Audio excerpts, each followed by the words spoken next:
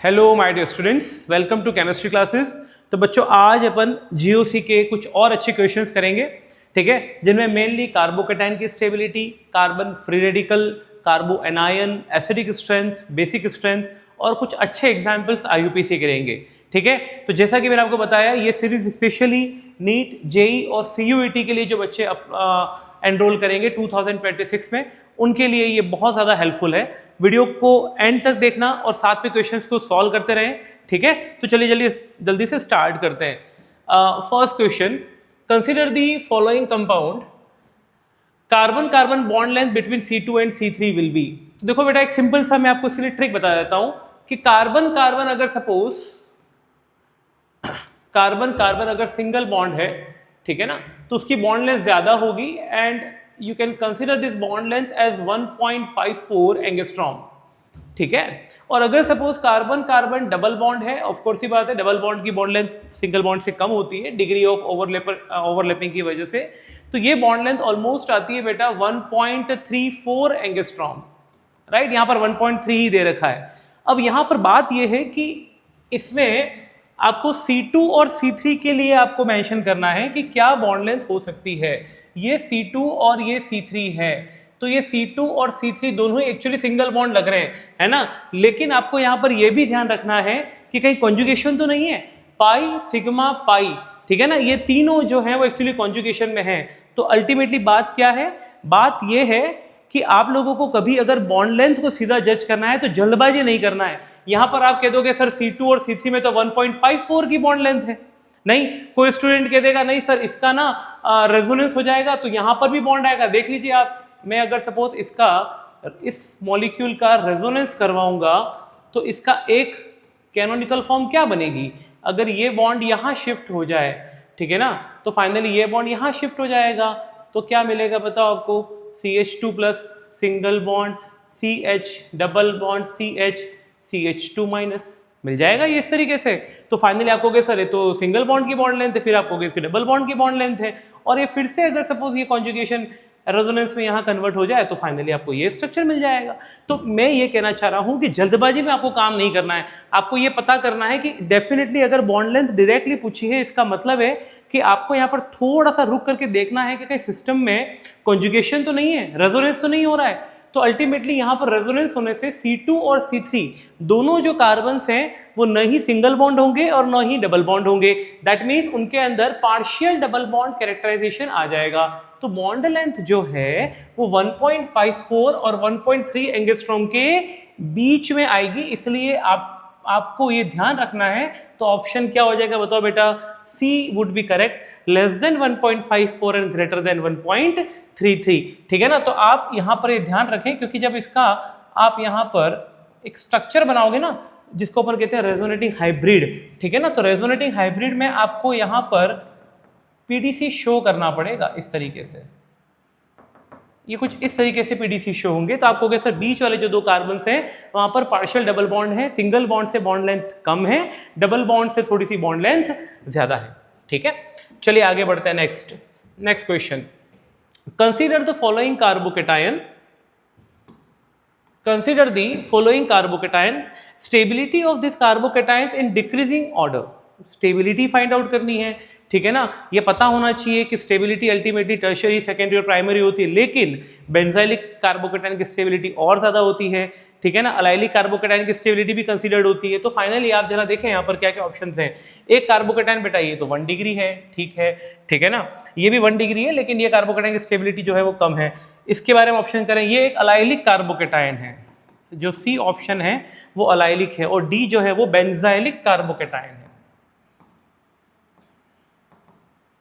ठीक है। तो फाइनली मैं कह सकता हूं कि D की स्टेबिलिटी हाईएस्ट होगी, ठीक है। उसके बाद तो C की स्टेबिलिटी होगी, बिकॉज अलाइलिक कार्बोकेटाइन में रेजोनेंस होता है, रेजोनेंस होने से कार्बोकेटाइन की स्टेबिलिटी बढ़ती है, ठीक है ना, पॉजिटिव प्लस R इफेक्ट के थ्रू। तो ये अगर इलेक्ट्रॉन यहां आ जाएगा तो फाइनली अलाइलिक स्टेबलाइज हो जाएंगे। तो बेंजाइलिक के 5 कैनोनिकल फॉर्म्स हैं। फिर C की बात है तो option D is the highestly stable, then option C, then B and A। तो देख लीजिए ना, D C A B है ना, सबसे कम स्टेबलाइज्ड ये कार्बोकेटाइन होगा। तो फाइनल आंसर क्या रहा बताओ बेटा, फाइनल आंसर रहा आप लोगों का, ठीक है ना, D बेंजाइलिक अलाइलिक, ठीक है ना, उसके बाद में आएगा 1 डिग्री और लास्ट स्टेबलाइज होगा बेटा, ठीक है ना, CH double bond CH positive. Next बात करते हैं फिफ्थ क्वेश्चन पर। नेक्स्ट क्वेश्चन पर, which carbocation is the most stable one. Again आपको कार्बोकेटाइन की स्टेबिलिटी फाइंड आउट करनी है, ठीक है। तो कार्बोकेटाइन कब स्टेबल होगा, तो केमिस्ट्री का एक सिंपल सा रूल है।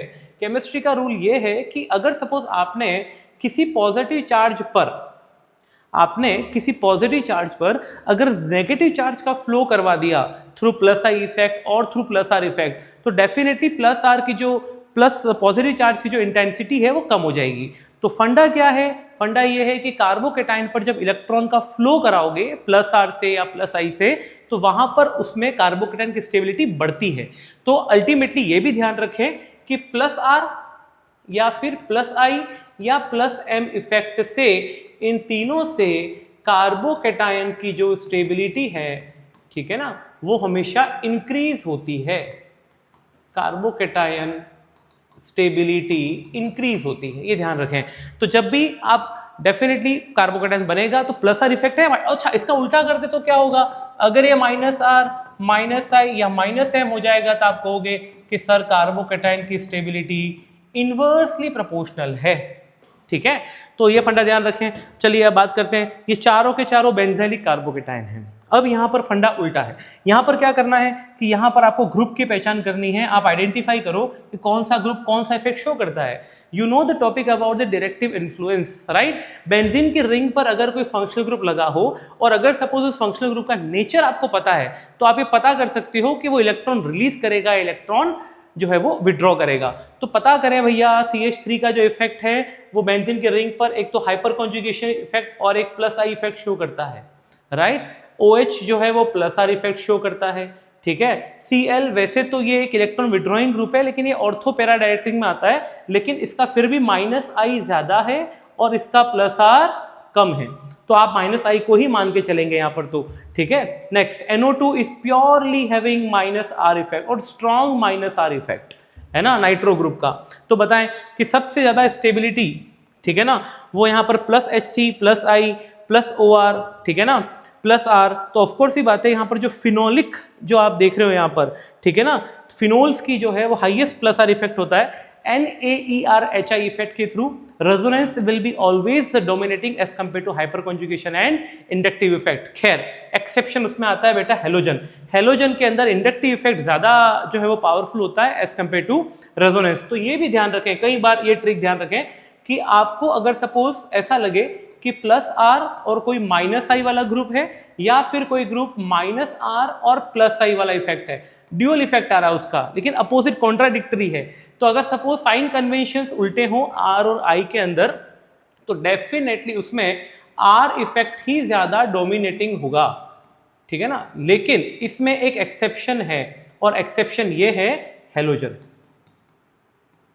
एक्सेप्शन क्या है, हेलोजन। हेलोजेंस के अंदर जो है वो उनका अपना एक प्लस आर इफेक्ट होता है, हेलोजेंस का अपना एक माइनस आई होता है, स्पेशली फॉर क्लोरीन, ठीक है ना। लेकिन यहां पर होना तो चाहिए प्लस आर ज्यादा डोमिनेटिंग इसके अकॉर्डिंग, ठीक है ना। लेकिन यहां पर हेलोजेंस के अंदर स्पेशली आप कहोगे कि इलेक्ट्रोनेगेटिविटी हेलोजेंस की ज्यादा होती है, इसीलिए हेलोजेंस में माइनस आई इफेक्ट ज्यादा होता है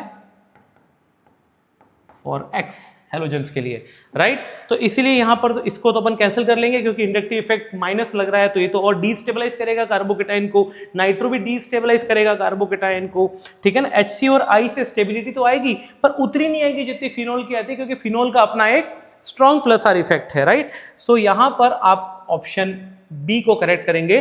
फिनोलिक जो पैरा पोजीशन पर लगा हुआ जो OH है वो बेंजोइलिक कार्बोकेटाइन को स्टेबलाइज कराएगा, ठीक है। चलिए आगे बढ़ते हैं, नेक्स्ट क्वेश्चन। हाँ, तो नेक्स्ट पर आते हैं, which of the following statement does not apply to free radical chain reaction. देखो बेटा, फ्री रेडिकल चेन रिएक्शन जो है वो तो यूवी रेस की प्रेजेंस में तो होती है, that is correct statement. 1 mole of product is obtained for each mole of free radical produced in the initiation step. ऐसा नहीं होता है इसमें, आगे देखते हैं नेक्स्ट ऑप्शन को। It is not affected by changes in the polarity of the solvent, ठीक है। अफेक्ट होता है अगर आपने पोलैरिटी सॉल्वेंट की अगर चेंज कर दी है तो रिएक्शन की जो काइनेटिक्स है, स्पीड, उसमें डिफरेंस आएगा। It is not inhibited by the presence of certain reagent, ये भी इनिबिट होगा। तो इट इज तो करेक्ट है ये ऑप्शन भी, तो option B is actually incorrect. यहाँ पर आप जब भी फ्री रेडिकल रिएक्शन करवाओगे ना तो इनिशिएशन स्टेप में 1 मोल प्रोडक्ट नहीं मिलता है, ठीक है। नेक्स्ट आगे बढ़ते हैं। Which of the following statement is correct? Allyl carbocation is more stable than propyl carbonium ion. It is correct. Allyl carbocation are stabilized through resonance plus R effect. ठीक है। Propyl carbonium ion और carbocation is more stabilized than allyl. ये wrong statement है, ठीक है ना। Next, both are equally stable. None of the above. तो कौन सा ऑप्शन करेक्ट है बताओ बेटा? A is correct, where allyl carbocations are stabilized as compared to propyl carbocation और carbonium ion. Next. Which of the following is the correct order of stability of free radicals? बेटा free radical की stability को आपको जज करना है, तो free radical की स्टेबिलिटी में एक तो benzylic free radicals are most stabilized, then allylic, benzylic के 5 RS स्ट्रक्चर्स होते हैं, देन अलाइल में जो है 2 कैनोनिकल फॉर्म्स होंगे, फिर 3 डिग्री और फिर 2 डिग्री। So option A is correct, benzylic, allylic and then tertiary and secondary free radical. चलिए आगे बढ़ते हैं फटाफट। Which of the following is least reactive in a nucleophilic substitution reaction? Nucleophilic substitution reaction SN, ठीक है ना। आप सबको पता है SN में आपको मोस्टली आप उसको 2 टाइप में पढ़ते हैं, एक पढ़ते हैं SN2 और एक पढ़ते हैं आप SN1। सब्स्टिट्यूशन न्यूक्लियोफिलिक बायमोलिकुलर में आप कहोगे सर कि 1 डिग्री, 2 डिग्री और 3 डिग्री का इसका रिएक्टिविटी का ऑर्डर होता है, और SN1 में आपको पता है ऑर्डर होता है बेटा टर्शियरी, सेकेंडरी और प्राइमरी, क्योंकि इसमें कार्बोकेटायन बनता है और SN2 के अंदर कार्बोकेटायन नहीं बनता है, ट्रांजिशन स्टेट आती है। तो फाइनली यहाँ देखें लीस्ट रिएक्टिव इन न्यूक्लियोफिलिक सब्स्टिट्यूशन रिएक्शन, तो लीस्ट रिएक्टिविटी के अंदर एक तो ये CH3 खोल रहा है Cl, यहाँ टर्शियरी कार्बोकेटायन बनेगा, ये तो जाएगा ही सही। अगर सपोज ये Cl निकल जाएगा तो इस कार्बन पर पॉजिटिव चार्ज आएगा, तो ये एक बेंजाइल अलाइलिक कार्बोकेटायन मिलेगा, तो ये भी सही है, ठीक है ना।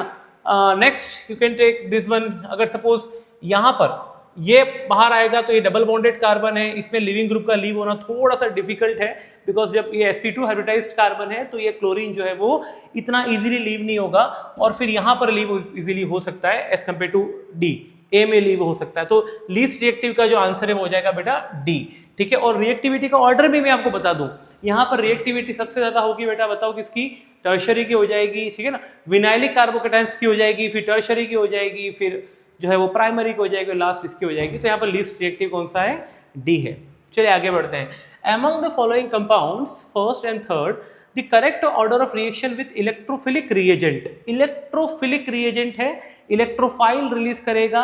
इलेक्ट्रोफाइल बेंजीन के रिंग पर कहाँ अटैक करता है? फिर से डायरेक्टिव इन्फ्लुएंस आ गया।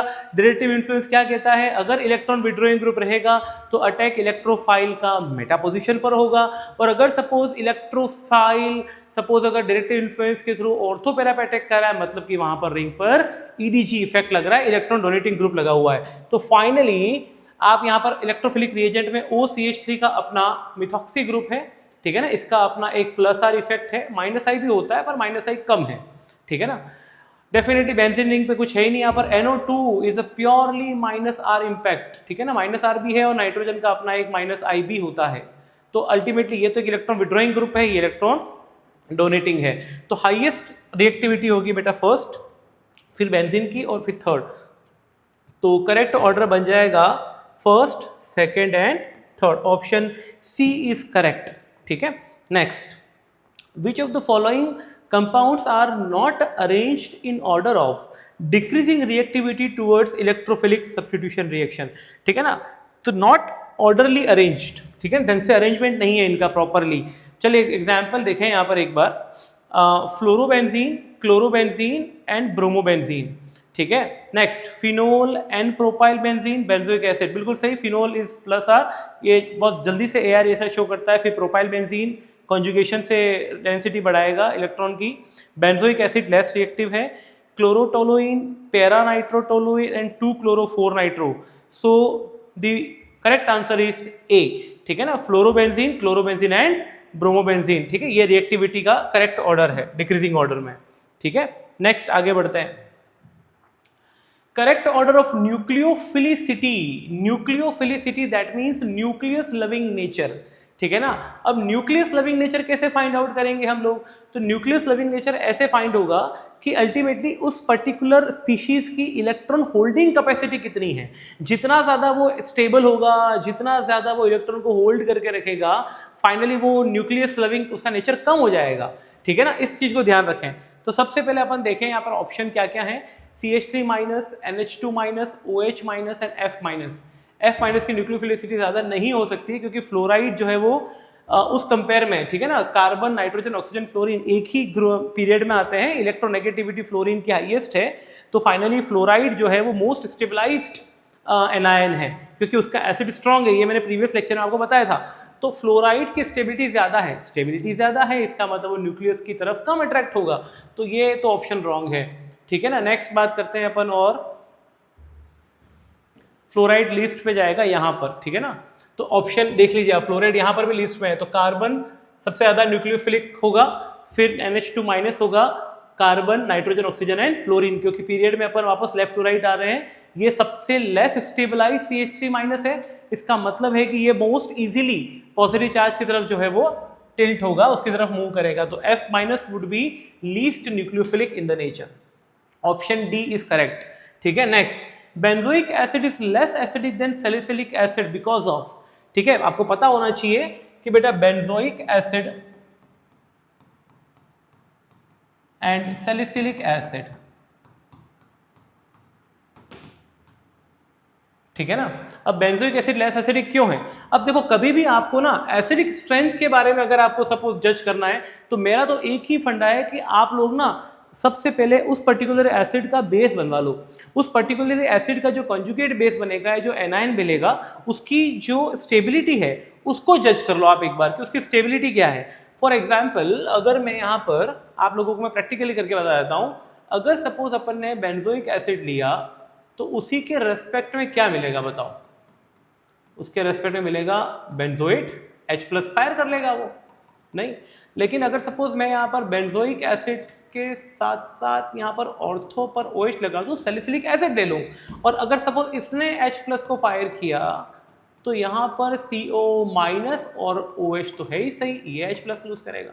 अब सर हमको कैसे पता कि सर कौन सा ज़्यादा स्टेबलाइज है? यहाँ पर क्या होता है, इस CO माइनस और H हाइड्रोजन जो है फिनोलिक ग्रुप में, उसमें H बॉन्डिंग हो जाती है, इसलिए ये जो एनायन है वो लेस स्टेबल है और ये जो एनायन है वो एक्चुअली मोर स्टेबल है।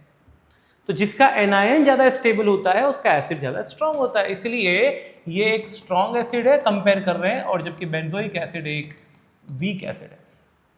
तो finally benzoic acid less acidic than phenol because of which effect? तो hydrogen bonding, resonance, inductive effect, none of this. ठीक है ना। तो यहाँ पर तो ये जो इफेक्ट हो रहा है वो CO माइनस और OH में से किसका इफेक्ट है बताओ बेटा? Hydrogen bonding. तो हाइड्रोजन बॉन्डिंग की वजह से सैलिसिलिक एसिड ज्यादा स्टेबलाइज्ड है। ठीक है, next, which one of the following orders is correct regarding the -I effect of the substitute? ठीक है ना, -I effect of the substituents. -I effect का ऑर्डर आपको ऑब्जर्व करना है। सबसे ज्यादा -I इफेक्ट किसका होता है बताओ भैया? तो NO2 हाईएस्ट होता है, अगर नहीं दिया है तो ठीक है, अपन बात करते हैं। यहाँ पर -I में स्टार्ट करेंगे तो fluorine would be the highest. ठीक है ना, तो फ्लोरीन का यहाँ पर हाईएस्ट इफेक्ट है। उसके बाद में आएंगे अपन तो फ्लोरीन हाईएस्ट है, then OR and then NR2। Option C is correct. ठीक है ना, चलिए नेक्स्ट आगे बढ़ते हैं। Which of the following is most acidic? कौन सबसे ज्यादा एसिडिक है? फिर वही वाली बात आ गई, एनायन की स्टेबिलिटी को फाइंड आउट कर लो, उससे पता चल जाएगा। तो बताओ मोस्ट एसिडिक में एक तो मेटा क्लोरोफिनोल है, एक बेंजाइल अल्कोहल है, साइक्लोहेक्सेनोल है और फिनोल है। तो पहले तो ये पता करें भैया कि बेंजाइल अल्कोहल, मेटा क्लोरोफिनोल और फिनोल के कौन कौन से बेस बनेंगे। तो मैं एक काम करता हूं, मेटा क्लोरोफिनोल का तो ये बनेगा, मेटा पर क्लोरीन लगा दिया, O-। फिनोल का क्या मिलेगा बताओ? फिनोक्साइड मिल जाएगा। नहीं, बेंजाइल अल्कोहल के रेस्पेक्ट में, ठीक है ना, ये बेंजोक्सी मिल जाएगा। साइक्लोहेक्सेनोल, साइक्लोहेक्सोक्सी मिल जाएगा। ठीक है ना। अब कौन सा ज़्यादा स्टेबलाइज्ड है तो जरा देखें, फिनॉक्साइड के 5 कैनोनिकल फॉर्म्स होते हैं, ठीक है, यहाँ पर कोई रेजोनेंस नहीं है इसका, लेकिन यहाँ पर भी रेजोनेंस है और यहाँ पर क्लोरीन का अपना एक माइनस आई इफेक्ट भी है और प्लस आर इफेक्ट भी है, जिससे माइनस से ज़्यादा प्रोमिनेंट होता है। तो अल्टीमेटली ये अपने एक इलेक्ट्रॉन विड्रॉयल टेंडेंसी से ऑक्सीजन के नेगेटिव चार्ज को अपनी तरफ खींचेगा। जितना ज़्यादा चार्ज नेगेटिव क्लोरीन की तरफ शिफ्ट होगा उतना ज़्यादा, ठीक है ना, नेगेटिव चार्ज डिस्पोज होगा। ऊपर से मेटा वाले का जो इफेक्ट है वो इस पर तो पड़ ही नहीं रहा, इसका मतलब है यहाँ पर जो माइनस आई तो है लेकिन क्लोरीन का जो प्लस आर है वो अप्लाई नहीं हो रहा है। तो मेटा क्लोरोफिनोल के फिनॉक्साइड आयन के अंदर क्लोरीन का जो इम्पैक्ट है, इलेक्ट्रॉन विड्रॉइंग वाला जो इम्पैक्ट है, ठीक है ना, वो अल्टीमेटली जो है वो लग रहा है, लेकिन जो प्लस आर वाला जो इम्पैक्ट है वो अप्लाई नहीं हो पा रहा है। इस वजह से आप कहोगे कि मेटा क्लोरोफिनोल का एनायन सबसे ज्यादा स्टेबलाइज्ड है और जिसका एनायन स्टेबलाइज्ड है उसका एसिड भी स्ट्रॉन्ग होगा, ठीक है। Option A is correct. Next, among the following the strongest base, कौन सा बेस स्ट्रॉन्गेस्ट होगा, ठीक है ना। स्ट्रॉन्गेस्ट बेस, फिर वही वाली बात, एसिड और बेस में अगर आपको के और के बी में बच्चों कुछ देखनी है तो आप ऐसे देख लें, के और के बी, ठीक है ना। के की स्ट्रेंथ एसिडिक स्ट्रेंथ को शो करती है, के बी की स्ट्रेंथ बेसिक को शो करती है। मैंने अभी पहले शॉर्टकट बताया आपको। के बी में क्या करेंगे बताओ, जितना plus I plus are effect होगा, ठीक है ना, उतना भैया के बी इफेक्ट बढ़ेगा।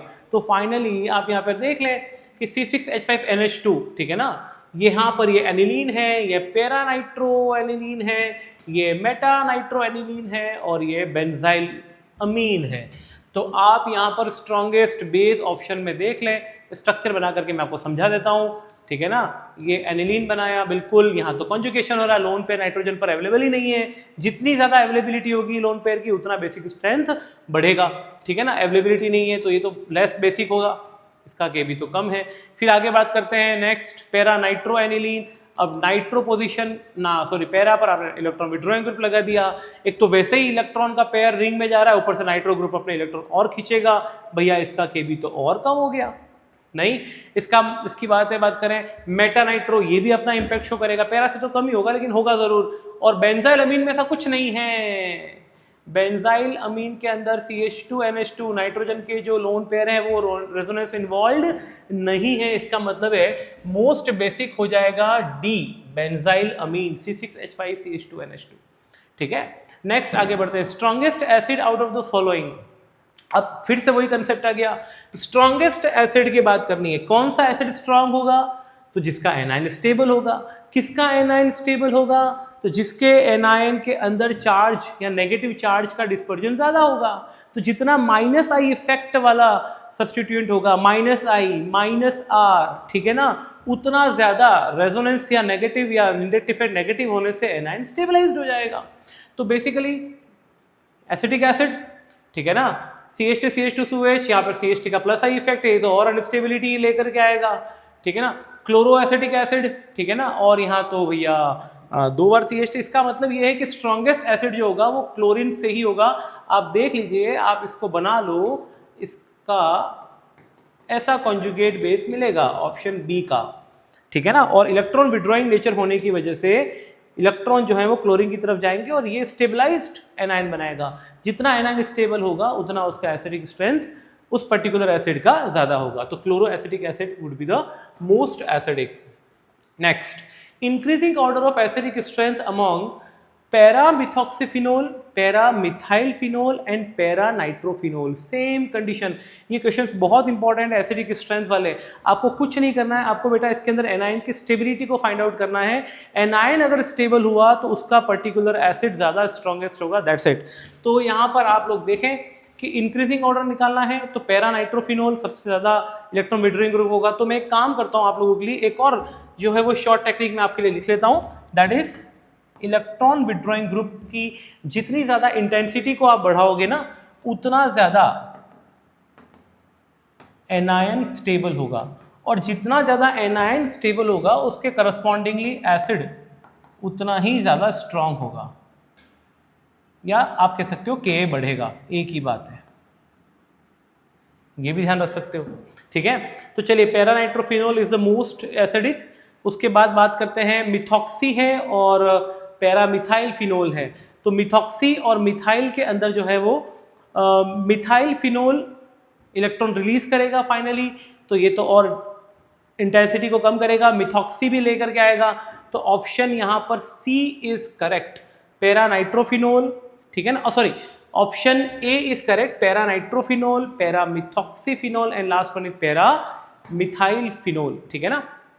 चलिए नेक्स्ट आगे बढ़ते हैं। इन द फॉलोइंग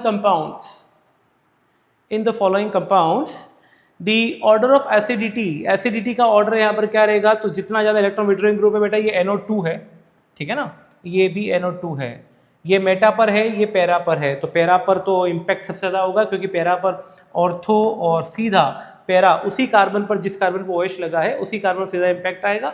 तो para nitrophenols are the most acidic one, then the meta, ठीक है ना। तो option structure number 4 would be the most acidic, then structure number 3, फिर ये थर्ड एसिड हो जाएगा, ये फोर्थ ऑप्शन है, ये थर्ड है, ठीक है ना। Methyl phenols are the least acidic because plus I ज़्यादा होने से एनायन डिस्टेबलाइज होता है, ठीक है। तो पैरा वाला आ जाएगा, फिर मेटा आ जाएगा, फिर बेंजाइल, फिर फिनोल आ जाएगा और लास्ट में वो, तो ये हो जाएगा बेटा 4 3 1 2, ठीक है ना, 4 3 1 2 ऑप्शन डी इज करेक्ट, ठीक है। चलिए नेक्स्ट आगे बढ़ते हैं। The compound that is most reactive towards electrophilic nitration, electrophilic nitration ARESR करा रहे हैं, नाइट्रेशन करवा रहे हैं, ठीक है ना। और उसमें आपको नाइट्रेशन के अंदर आपको ये ऑब्जर्व करना है कि कहाँ पर इजीली जो है वो अटैक हो जाए। ऑफ कोर्स ये बात है, दो टाइप के ग्रुप होते हैं, एक बेंजीन रिंग को एक्टिवेट करते हैं और एक बेंजीन रिंग को डीएक्टिवेट करते हैं। तो फाइनली आपको वो ग्रुप चूज करना है जो बेंजीन रिंग को एक्टिवेट करे towards ARESR, ortho para directing effect हो। बेंजीन रिंग तो खैर अलग है, टोलुइन बिल्कुल यहाँ पर इसका एक EDG इफेक्ट है, इलेक्ट्रॉन डोनेटिंग ग्रुप है। बेंजोइक एसिड इसका एक इलेक्ट्रॉन विड्रॉइंग इफेक्ट है, इलेक्ट्रॉन विड्रॉइंग ग्रुप है। नाइट्रो तो भैया पोटेंट इलेक्ट्रॉन विड्रॉइंग ग्रुप है, सबसे ज्यादा पोटेंट यही होता है नाइट्रो। तो the compound is the most reactive towards, तो ये हो जाएगा भैया टोलुइन, ठीक है ना। नाइट्रेशन सबसे ज्यादा इजीली कौन देगा, टोलुइन, NO2 का अटैक फास्ट होगा। Next, the compound that reacts the fastest with sodium methoxide, sodium methoxide से फास्टेस्ट रिएक्टिविटी कौन करेगा, ठीक है ना, दैट इज CH3O- Na+,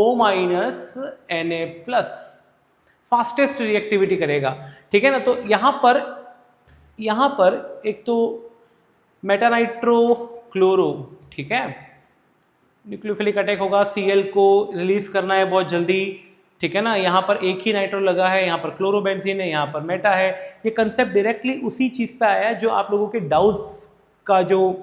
डाउस की जो रिएक्शन थी जिसमें कार्बो एनायन बनते हैं, ठीक है ना, और वो कार्बो एनायन नाइट्रो ग्रुप से स्टेबलाइज्ड हो जाते हैं, ठीक है। तो डाउस प्रोसेस को कन्वीनियंटली करवाने के लिए अपन पहले क्लोरोबेंजीन को कन्वर्ट करते हैं मेटा क्लोरोबेंजीन, ठीक है ना, और ऑर्थोक्लोरोबेंजीन, ठीक है ना, और उसमें अपन कन्वर्ट नाइट्रो ग्रुप लगा देंगे ऑर्थो नाइट्रोक्लोरोबेंजीन, ठीक है ना, ऑर्थो पैरा क्लोरोबेंजीन, या फिर अपन लगा देंगे क्या बताओ बेटा 2 4 6, ठीक है ना, ट्राई नाइट्रोक्लोरोबेंजीन, जिसमें बहुत इजी रिएक्शन होती है। तो ये कुछ वैसा ही कंसेप्ट है, जितना ज्यादा इलेक्ट्रॉन विड्रॉइंग ग्रुप का इंपैक्ट होगा उतना ये क्लोरीन जल्दी से लीव होगा, पहली बात। दूसरी बात, जितना ज्यादा इलेक्ट्रॉन विड्रॉइंग ग्रुप का इंपैक्ट होगा उतना ज्यादा इस रिएक्शन के अंदर जो कार्बो एनायन बनता है ना, उसको ये NO2 क्या करते हैं, अपनी विड्रॉइंग कैपेसिटी से स्टेबलाइज कर देते हैं। तो फाइनली आपको ये देखना है कि कहाँ पर इलेक्ट्रॉन विड्रॉइंग ग्रुप हाईएस्ट लग रहा है, बताओ। यहाँ पर 2 नाइट्रो है, यहाँ पर एक ही है, यहाँ पर मेटा है, तो आंसर ए हो जाएगा, ठीक है, option A would be correct. Next, arrange the following compounds in the increasing order of their acidic strength. Again acidic strength, meta nitrophenol, meta cresol, meta chlorophenol and phenol. Meta nitrophenol would be the most acidic क्योंकि nitro electron withdrawing है, मैंने पहले ही बता दिया। जितना ज्यादा EWG होगा acidic strength बढ़ेगी, ऑप्शन फर्स्ट तो है ही सही, ठीक है ना। इंक्रीजिंग ऑर्डर में जाना है आपको, इंक्रीजिंग ऑर्डर में बी और सी के ऑप्शंस में आ रहे हैं। चलिए, तो यहाँ पर फर्स्ट तो है ही सही, उसके बाद में मेटा नाइट्रो के बाद में मेटा क्लोरो पर आएंगे, तो फर्स्ट के बाद 4 आ जाएगा, ठीक है ना। उसके बाद आएगा अपन थर्ड, दैट इज फिनोल, और फिनोल के बाद लीस्ट आ जाएगा बेटा cresol, option C is correct. Cresol में तो CH3 होता है, इलेक्ट्रॉन रिलीजिंग होगा, तो वो लीस्ट एसिडिक होगा, ठीक है, यहाँ पर ऑप्शन सी होगा। चलिए